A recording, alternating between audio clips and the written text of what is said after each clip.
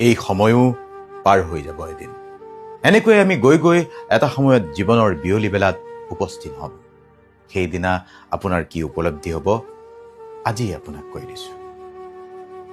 জীৱনৰ শেষত বিয়লি বেলাত মানুহে কি উপলব্ধি কৰে জানে? ধন, ঐশ্বৰ্য, খ্যাতি, সফলতা এইবোৰে সুখ দিব পাৰে মানুহৰ জীৱনত। কিন্তু জীৱনৰ বিয়লি বেলাত মানুহে বুজি উঠে আচলতে সেই মানুহবোৰেই আচল সম্পদ, যিয়ে আপোনাৰ কষ্টৰ সময়ত আপোনাৰ কাষত থিয় হৈছিল। জীৱন তেনেই ছুটি বন্ধু বান্ধৱীসকল, বিশ্বাস কৰক। সময় বহু দ্ৰুত গতিত আগুৱাই গৈ আছে। কিন্তু আমাৰ মানুহৰ জীৱনৰ আটাইতকৈ বৃহৎ সফলতা কি আপুনি জানিব? মানুহৰ হৃদয়ত স্থান লাভ কৰা।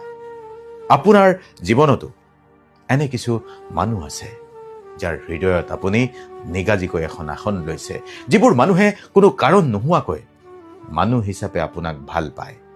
আপুনি সফল আৰু সুখী হোৱাটো বিচাৰে কোনো স্বাৰ্থ নোহোৱাকৈ। সেইসকলক মূল্য দিয়ক। আজি আপোনাৰ জীৱনৰ প্ৰকৃত মানুহবোৰক মূল্য দিয়ক। জীৱনৰ বিয়লি বেলালৈ ৱেইট নকৰিব আৰু